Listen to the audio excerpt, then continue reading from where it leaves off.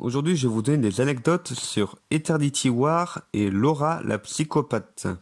Laura la psychopathe qui est le premier épisode de la dernière saison d'Info Dingo. Alors déjà, Eternity War. Eh bien, dès le générique de début, j'ai mis une ambiance, le générique en noir et blanc, avec une musique sombre. En fait, là, c'est la musique de Requiem for a Dream. En fait, là, j'ai mis ça au ralenti pour que ce soit encore plus dramatique. Toute la première partie, qui est avant le titre, et bien en fait, je l'ai peut-être filmé un an avant Eternity War. Et en fait, j'avais gardé ça de côté parce que j'avais voulu improviser une scène avec ma petite sœur. Et du coup, c'est par la suite que j'ai créé le personnage de Nailix Xenoma, le vin scientifique, et aussi le cube cosmique, et je lui ai donné une fonction. En fait, tout est basé sur cette scène-là, qui se passe en fait dans le futur par rapport aux autres. Et du coup, là, pour le méchant Nailix Xenoma, déjà son nom, c'est mon nom à moi à l'envers. Donc Nailix, c'est Kilian, et Xenoma Ammonio. Il vient de la planète Eret, donc c'est Terre en fait, à l'envers. J'ai pris le t-shirt que je portais à ce moment-là, avec une robe de chambre. Et sinon, j'ai pris une perruque de cheveux longs avec un casque cornu que je me suis fait en Lego, pour faire un peu le casque de Loki. Et puis les cheveux longs, comme Loki aussi. Et en fait, là, dans cette scène-là, lorsque j'ai poussé violemment ma petite sœur du pied, pour faire genre que le méchant, il n'a que faire des êtres humains. En fin de compte, ma petite sœur n'avait pas mal, mais mon père, il disait, oh là là, c'est violent. C'est pour ce plan-là, en fait, que j'ai fait en sorte, dans l'histoire de Papy Ronchon, là, que le cube soit mis dans la globe terrestre. Et en fait, je l'appelle le cube cosmique, au cube céleste, sans référence au Tesseract dans dans l'univers Marvel. Et puis même le cube cosmique, qu'il soit entre les mains de Nailix Xenoma, c'est comme le Tesseract dans les mains de Loki dans le premier film Avengers. Et en fait, là, je sais pas trop pourquoi, mais j'ai voulu donner un petit genre Jones à Papy Ronchon. Vers genre que c'est pour un peu montrer qu'il a gardé son âme d'enfant, quoi, qu'il est resté jeune dans sa tête. Et là, quand Laura est dit il est peut-être arrivé quelque chose de terrible, et bien en fait je lui ai fait faire une tête un peu psychopathe, un peu en référence encore au fait que elle est peut-être un peu folle, parce que quand elle était au collège, comme ça a été dit dans la petite Laura dans la prairie, elle avait capturé des chatons plutôt qu'aller en cours au collège. Alors sinon, Jean le Moineau, qui maintenant est habillé entièrement en civil, il lui reste plus que ses cheveux qui font un peu pirate. En fait, je lui ai donné une carte. Et bref, pour Fabrice Pictune, qui est devenu un peu Deadcock, donc parodie de Deadpool. Du coup, j'ai fait quelques scènes où il brise le quatrième mur, comme là quand elle dit ça sent le piège quand même. Alors là, pour ce plan-là, où en fait là, il y a beaucoup de lumière, en fait là, j'ai allumé un spot de chantier dans la chambre pour faire un grand effet qui a plein de lumière. Et en fait, la justification de cette grosse lumière, c'est tout simplement parce que Nailix Xenoma, il a changé de design par rapport à l'autre vidéo. Du coup, ça fait que je lui ai fait un gant un peu comme le gant de Thanos. Et puis, je lui ai aussi fait un masque qui fait un peu extraterrestre. Et puis, le casque, je l'ai un peu amélioré. Et puis, je lui ai fait une épaulette un peu comme celle de Thanos, avec un NX devant, comme Nailix Xenoma. Alors, pour cette vidéo-là, en fait, là, j'ai fait une sorte de palais en 3D, où là, du coup, c'était sur SolidWorks, qui est un logiciel que j'aime bien utiliser pour concevoir des objets en 3D, des objets, des décors comme ici par exemple. Et en fait là j'ai sorti un peu du chapeau le fait que Nailix Xenoma soit métamorphe, un peu comme pour dire que Nailix Xenoma il était sur Terre depuis plusieurs années déjà, même des décennies. Et qu'en fait, à chaque fois qu'on voyait un personnage barbu avec ces lunettes là, qu'en fait c'était Nailix Xenoma qui était déguisé. Comme dans le retour de Bioman, il me semble qu'on voit un personnage qui est comme ça. Alors du coup, la carte de Jean le Moineau, où en fait là c'est avec des disques qu'on peut pivoter pour voir des messages. Bah en fait c'est inspiré de la carte de Sao Feng dans Pirates des Caraïbes 3. Et du coup c'est pour ça que ben même dans Pirates de la Manche, ben il y avait Sans Sushi qui avait donné la carte de Sans Sushi à Jean le Moineau. C'est en référence vu que Sao Feng il est chinois. Pour la scène qui se passe dans le monde de jouets, ça a été filmé dans ma ville en Lego, où là ben j'avais aussi des Transformers. Et du coup ça fait que j'ai créé ben les différents personnages d'Infodingo en Lego. Ou du coup ça fait que ben là pour Deadcock par exemple, ben j'avais pas encore de costume de Deadpool. Alors, du coup ben, j'ai mis le masque de Spider-Man, le flic j'ai mis en policier, Laura Ingalls avec des ben bref on les reconnaît bien là. Alors là, pour le Thanos en Lego là, ben en fait c'était lors de ma deuxième opération du genou où en fait ben pour préparer mes 40 jours sans rien faire ben je m'étais acheté plusieurs sets de Lego où en fait là, c'était pour collecter les 6 pierres de l'infini en Lego. Et en fait là, ben il y avait juste Thanos que je trouvais qu'il était pas assez mobile. Alors du coup, c'est fait que j'ai conçu un corps de moi-même. Et bien pour cette scène-là, en fait, j'ai reproduit les scènes de l'univers de bande dessinée dans des cases de bande dessinée. Ben là avec Naili Xenoma qui dit donne-moi ton gant, gardien de la terre, et Bioman qui dit jamais. Et Nalik qui dit, alors prépare-toi pour d'atroces souffrances. Et puis là, du coup, il y a Deadcock qui fait appel à moi-même, l'illustrateur. Donc là, il brise complètement le quatrième mur. Là, pour que je puisse dessiner des barreaux à Naïlik. Et du coup, dans cette vidéo-là, j'ai fait tuer Papyronchon. Donc là, d'une mort naturelle de vieillesse. Tout simplement parce que ben là dans Avengers Infinity War ben il y avait quand même des morts définitives et puis ben le personnage de Papyronchon il était déjà vieux et puis je trouve ça pas trop choquant qu'il y ait un personnage âgé qui meurt.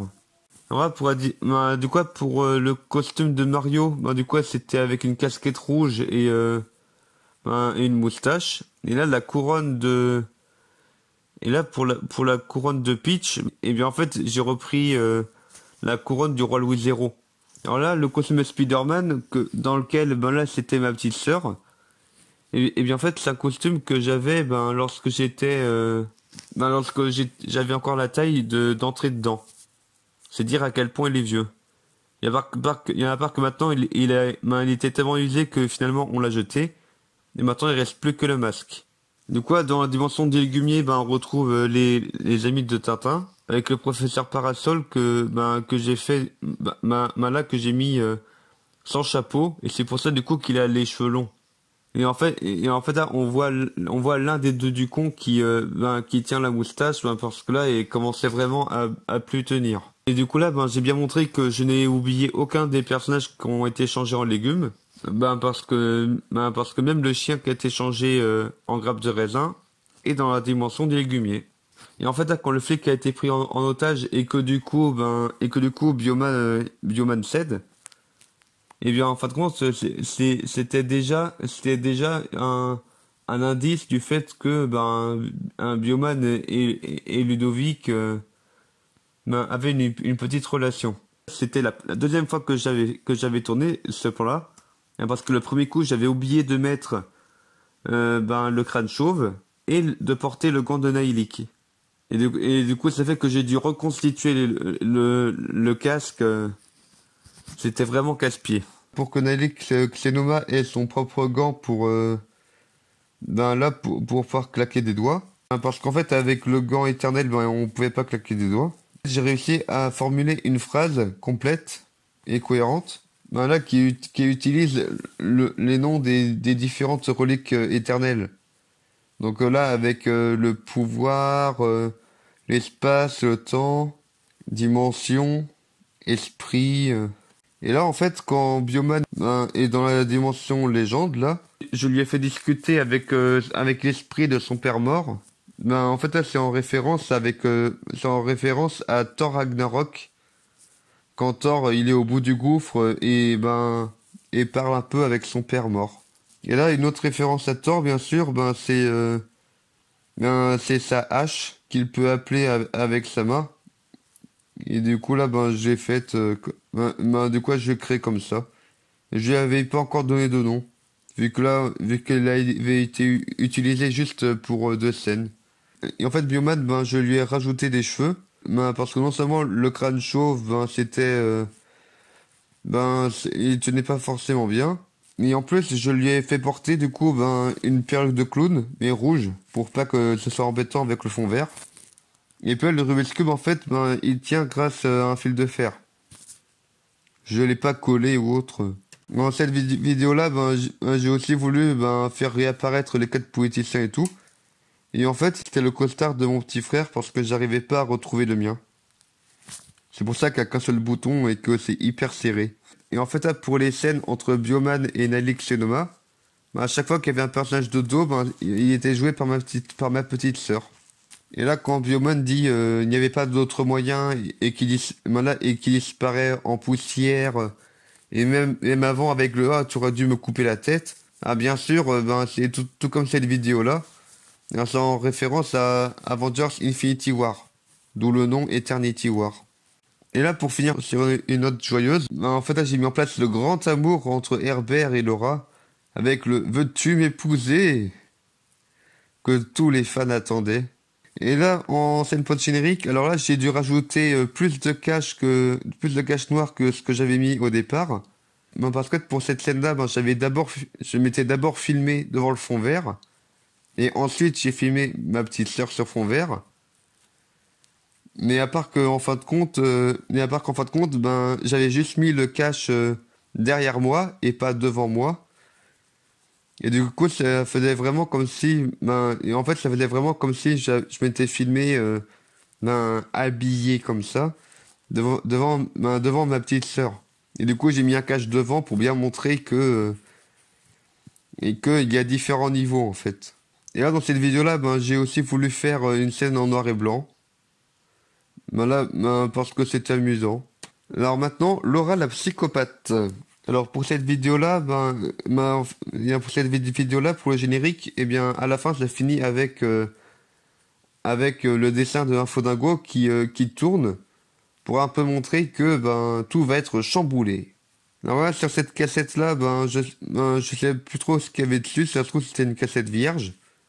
Alors du coup, j'ai juste écrit dessus, rue de la mort, 31 octobre 1962. Alors, en fait, là, c'était pour faire des références un peu à Halloween, quoi. Alors, dans cette scène-là où je suis tombé entre guillemets dans le foin, en fait, c'était hyper casse-pied pour juste après, vu qu'il y avait plein de foin du coup dans les cheveux que j'ai dû enlever. Et là, le flic là, quand il meurt entre guillemets. En fait, là, j'ai fait un truc que j'ai vite regretté après, c'était de salir la caméra.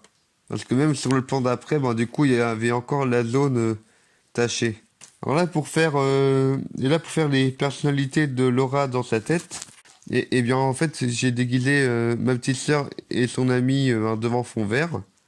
Et en fait, c'est moi qui faisais les voix, et eux, ils devaient faire comme s'ils parlaient, mais en muet. Alors du coup, forcément, ça fait un peu mauvais doublage.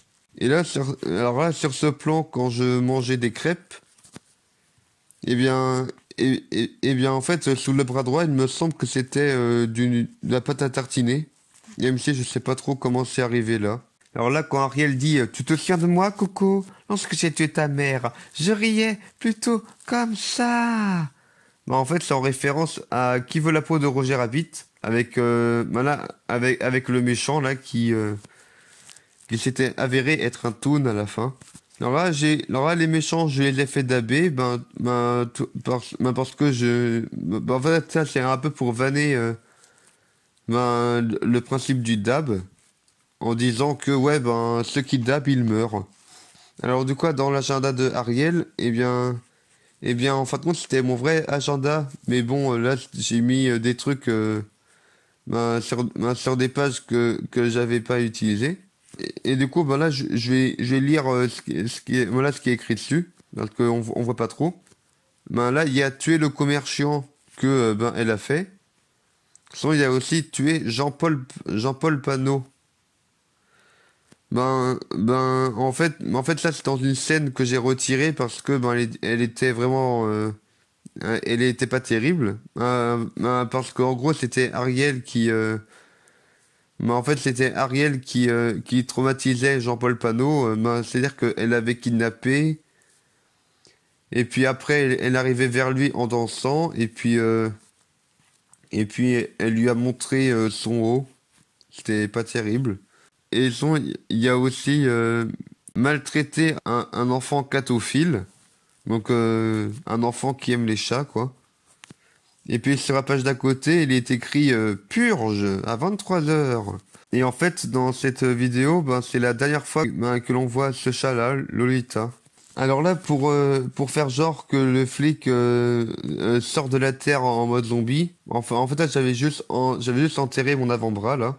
Et puis là, pour les personnages de Ivrock et Parasol, en fait, là, ils sont en pyjama, tout simplement parce que j'avais pas trop envie de me changer pour ces personnages-là. Et puis c'était le soir. Alors là, quand Herbert dit c'est le cycle de la banane, en parlant du fait que le commerciant a été tué, étouffé par une banane, en fait, c'est en référence au fait que dans la guéguerre finale, il avait été changé en banane. Et puis dans cette vidéo, il est tué, étouffé par une banane. Quand il a tué Ariel, en fait, là, bien sûr, ça se voyait bien par rapport au montage et tout. Que c'est en référence à Avengers Infinity War quand Thanos tue sa fille. Et puis là, pour le flic qui perd le bras, en fait, là, c'est avec une main d'Halloween à laquelle j'ai ajouté du coup une montre et un bras que j'ai fait en carton et que j'ai colorié en beige. Et puis à la fin, j'ai fait une transition de 5 ans plus tard. Ah, et d'ailleurs, j'ai juste remarqué que 5 ans plus tard, c'est cette année en fait. En fait, là, j'ai fait la transition de 5 ans plus tard, tout simplement en référence à Avengers Endgame, où il y a une transition de 5 ans plus tard. Et du coup, pour 5 ans plus tard, j'ai gardé le même design pour le flic. Alors sinon, Yves Rock, je lui ai fait retirer sa drôle de perruque, et puis je lui ai fait porter sa barbe en tant que cheveux, ou faire un peu des cheveux en pétard. Et puis Herbert, je lui ai donné le même design que Thor dans Avengers Endgame, qui est déprimé. Et puis à la fin, j'ai fait un screamer de Ariel en tant que fantôme. Tout simplement pour teaser le fait qu'elle reviendra en tant que fantôme. Voilà, c'est tout pour cette vidéo d'anecdotes.